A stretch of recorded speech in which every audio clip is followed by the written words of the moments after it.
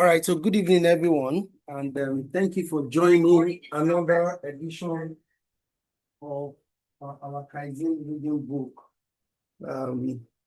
The last week we concluded the outlier by Malcolm Gladwell, and that was really a book that focused on how to become outlier. And from the review, we learned that outliers, the book was broken into three. So we had the introduction, the opportunity, and then the legacy. Now we're starting a new book, and we're starting the book titled Atomic Habits by James Clear. A bit of introduction to the book. We'll be reading this book for a long time. The book has about 22 chapters. Okay, it's broken to different segments, and we have extracted all of the books. So the book is actually broken into two, the first 10 and then the last 10. Okay, so we've extracted all the books and pasted it in our repository. So if you're a member of our WhatsApp group, just go to the bio or the description of the page. You will see the description, and you will see the repository stated there. But today we'll be starting with the introduction to the book, which the author titled My Story. Our reviewer today is Miriam Ahmed Gambina. She's currently in transit. I hope she's gotten to her destination. So when she's able to talk, she will nudge us, and then we would hand over the mic to her. Or pending when she joins or when she's able to speak, I'll be sharing my thoughts on the book. So the book itself is a fantastic book. And the book basically focuses, or the writer focused on how the smaller things really matters and how we can drive massive change with tiny habits and deliberate efforts, which can to us looks big, small. Okay, so that's the essence of the book. And the 21 extracts that we have, or 22 extracts that we have, they are very small, 9 pages, 10 pages. And we believe that if we join us gradually and review with us, we would all enjoy it. Just to say, Mariam, once you are online, please let me know so that I can hand over back to you. Okay, so the book was written by James Clear, and it started with an introduction titled My Story. And in that story, he painted a scenario to explain to us why the small habit is very important. So he started the story that when he graduated from high school, they were all, everybody was they were playing, and one of his friends mistakenly hit this baseball bat on his nose. He did a very beautiful X-ray and description of the event to let us know how the event really happened. But the summary was that after that hit, he had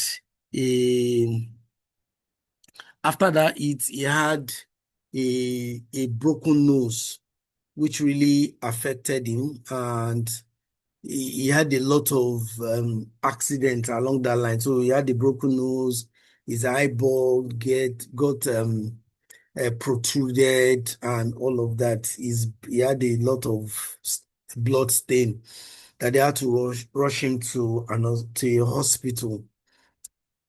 Getting to the hospital, in fact, he said the hospital somehow triggered a bad memory to the parents, because I think his younger one, or his brother or his sister, was also admitted in the same hospital, diagnosed of cancer. Eventually, the person died. So he said when he got there, they asked him questions around, some questions, okay, what year is it? Just to be sure that he's conscious, and also trying to give him some injections so that he can sleep off. He answered some of the questions correctly, some of them wrongly. Eventually, he slept off. And after sleeping off, he remembered that they asked him some couple of questions, and the last one they asked him was that, what is your mom's name? Said it took him like 10 seconds before he responded that the mom's name is Patty. Eventually, the body shut down. They gave him oxygen. They rolled him to emergency, and they started taking care of him. So, but what's in fact, they said they even took him through helicopter. The father had to go home to go and meet the kids and all of that. But what was important to him was that when he was about to recover, one of his dreams in life was for him to to play a baseball professionally. And when he came back, he could not, because of that painful experience and all of that, it was difficult for him to come back, right? But eventually, he even said that how he recovered. He said, so that he entered some level of coma, right? That he was unconscious. Eventually, when he came back, he had issues with his eyeball because they told him that eyeball that came out as a result of, because he had a very deep sneeze.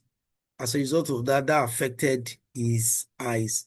But eventually, he started regaining his consciousness, started regaining his vision. The eyeballs went back into their position, and then he needed to go back into baseball.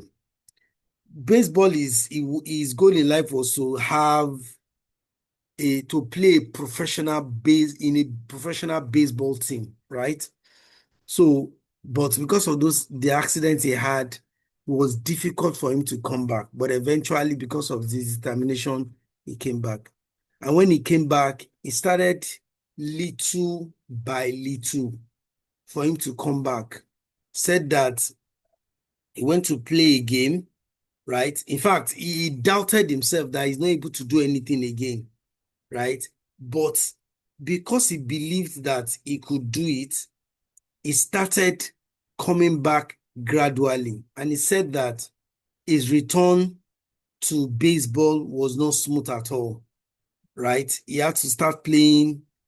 He could only play at the junior level, but consistent practice and making efforts gradually moved him towards it. And he said that one day he had to play in the junior varsity club, and he has been playing. So he said he has been playing since age 4, meaning that it was something he started early enough, but he got cut off because of that accident, and it was very painful for him, right? But gradually he believed that he could become a great player in future, and he started going back gradually, right? He said 2 years after that accident that he started playing with the Denison University. The baseball club. He started playing with them, and that was the beginning of the change that he experienced. And he said it was a new beginning, and it was the place where I would discover the surprising power of small habits for the first time.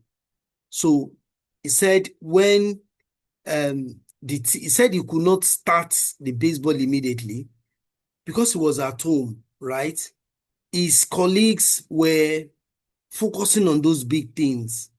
But when he could not um, achieve his immediate goal of becoming a professional baseball player, what he did was that he said, I earned a spot on the baseball team they gave him, although I was at the bottom of the roster as a freshman.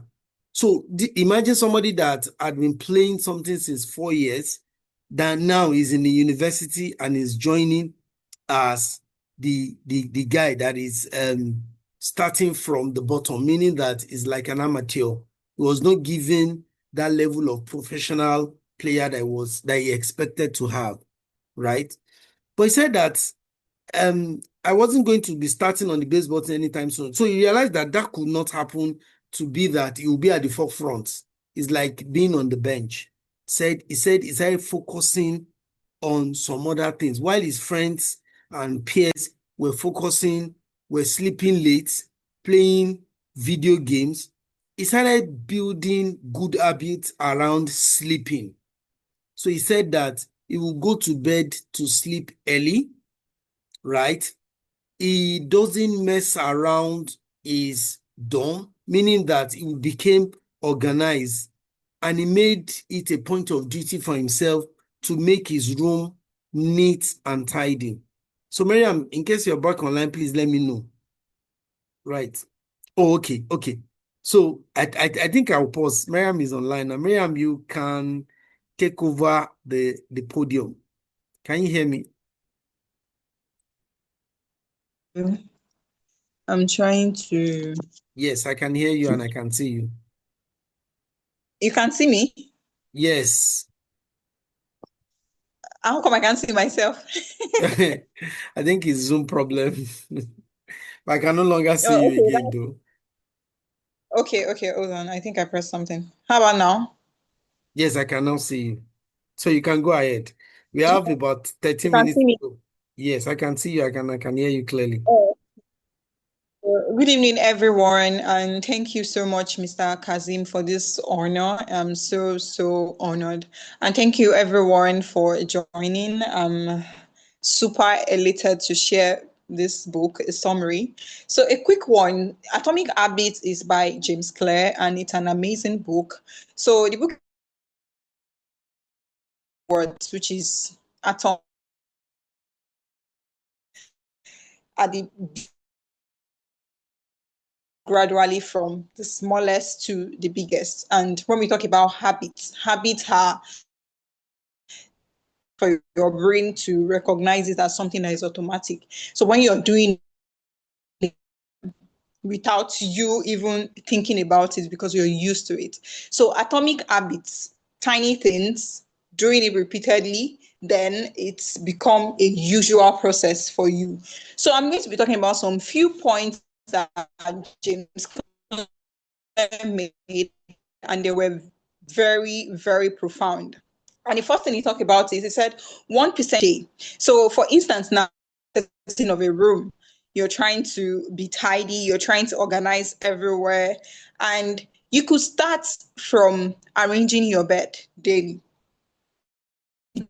Do that, and probably just putting some little things too in place, arranging your bed, tidying your little space, things you do. Once you start doing them, then it could be as little. So it's not trying to make the tiny habits inconsequential. It's not trying to make you feel like, oh, because you're doing a tiny thing doesn't mean that, oh, you're not doing something big. Those tiny things are things that get pounded up, then you get used to them. So he also said something that was also very profound. He said compound into a life-changing outcome. How do I become a tidy? It could be as aligning my shoes in a file in a single line. It could also be as tidying my bed. I want my bed smooth. I don't know about others, but for me, I love when my bed is so organized because it makes me feel like everything around my life is especially if I even if it's a single cloth on that bed that I didn't put there. I don't like it. I don't know if it's the same for others, but it's just me being organized in that manner. So he also talked about habit loop, which had the cue, the craving, the response, and the reward. So the cue is talking about like this these are things that prompt your brain to just want to do something. It's just trigger your brain to start a behavior. It could be as, oh, if I finish eating, I want to take it to the kitchen. I want to take my plate into the zinc, not leaving it scattered or not leaving it around me. So the craving is just like the desire that causes you to initiate those things. So it could be taking the plate to the sink. It's just like, oh, I love everywhere being tidy. I just want it to be tidy. I don't want crumbs. I don't want everywhere or see my plates out these. And it's just not okay for me that way. So I just crave for everywhere to be tidy. I want it neat. So what I do, it's like the action of me taking my plate to the kitchen. It's my own response. Oh, because the aim, and that's the reward. The reward is now for me is the soothing feeling. Remember, we're talking about the habit of, it's also a aim of making everywhere tidy. So it starts from me eating. I don't want everywhere messed up. I don't want my plate beside me. I take an action, take it to the kitchen. So the reward for me is the satisfactory feeling I get from making everywhere tidy.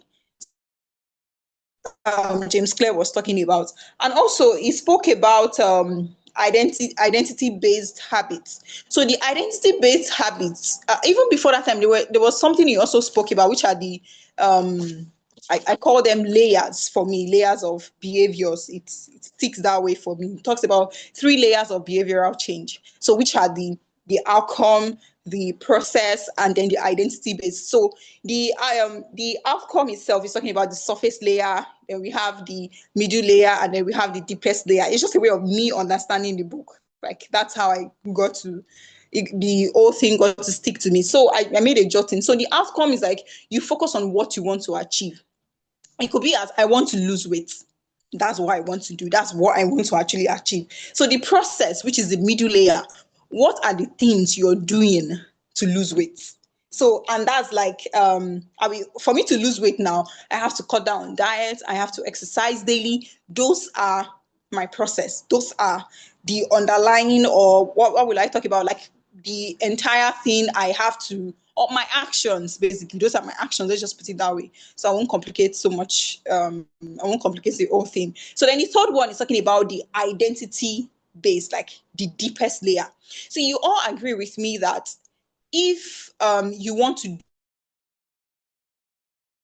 mindset shifts, there was one other book that I read too. I don't want to mix it up with that one, but it's coming to my head.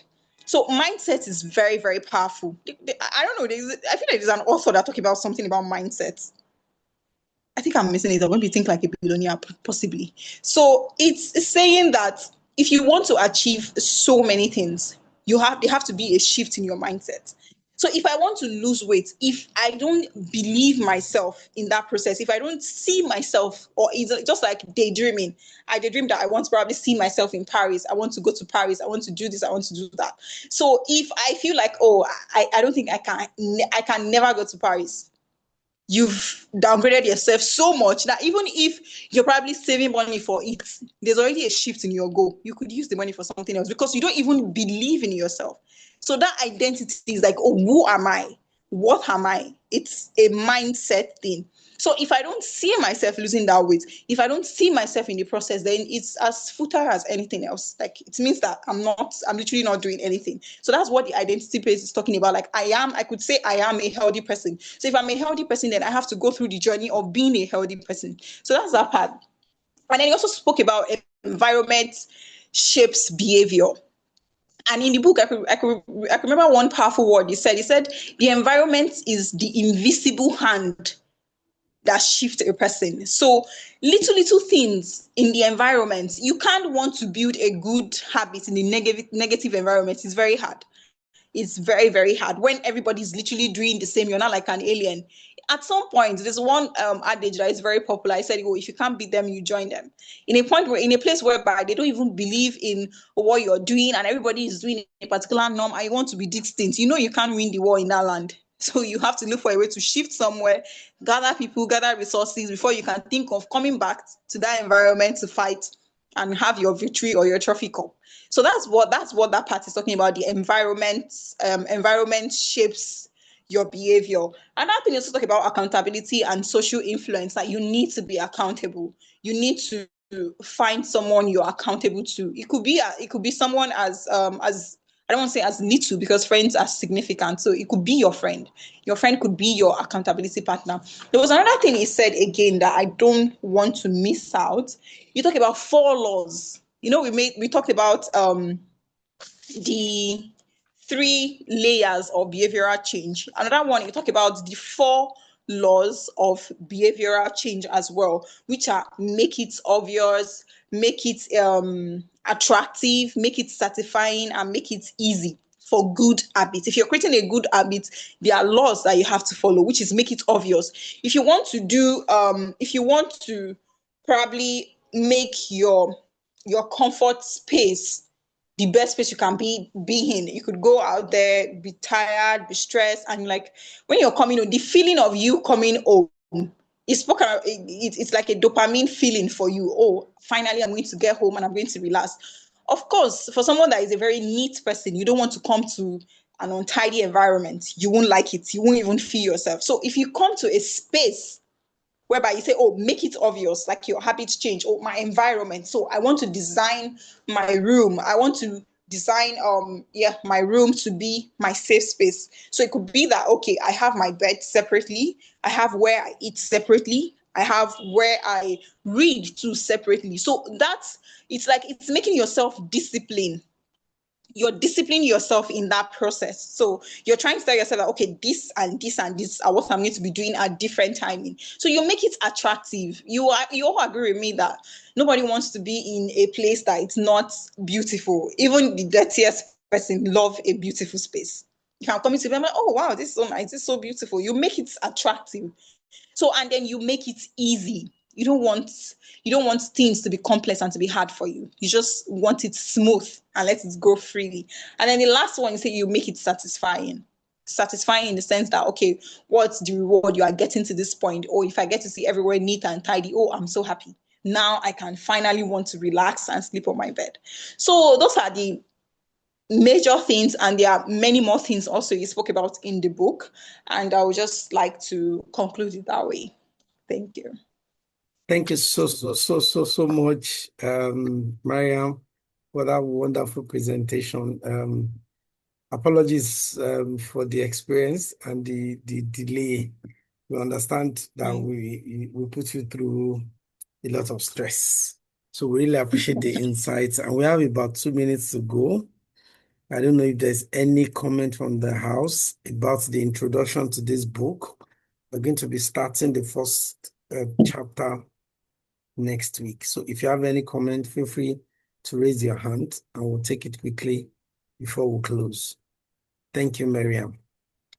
Any You're comments?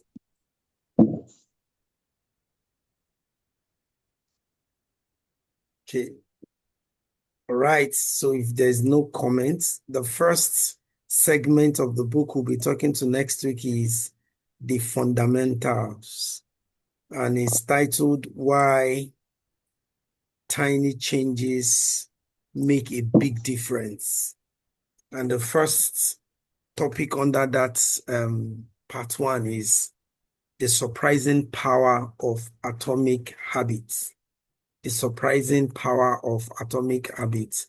We're going to be dropping this extract in our WhatsApp group so that at least we can start reading.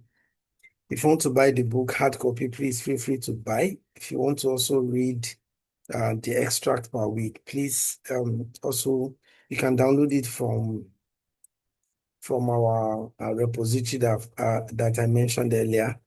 And then you can also read it from the WhatsApp group as well. So from next week, we'll go deep into the book and we'll start breaking it down. This book, Atomic Habits, you can also start the habit of reading with this atomic extract. The book is bulky. It's over, if I'm not mistaken, it's over 200 pages, about 230 something pages. And we have decided to break it into small bits that you can consume weekly. So imagine I spoke with one of my bosses during the week, and I told him we broke the book to 22 extracts that we'll be reading. He said that's very slow. I told him the goal of Kaizen is to revive reading culture. And we know a lot of us love to read, but for whatever reason, we are not just reading. So please and please, let's start this journey with us. Don't delay it and say, oh, I will read it tomorrow. Oh, just once they see the extract, start reading it and start preparing ahead. This is where we'll stop. Once again, I want to thank Miriam for the honor. She said we honored her. In fact, she's the one that honored us from our very No, busy schedule. you actually And honor me. we also appreciate Thank everyone that attended. So from next week, we'll go deeper. And we'll see you again next week by 7:30 online. Thank you so much, everyone. And well done. Have a wonderful week ahead. And see you next week, 7:30 the same time. Bye-bye. Bye.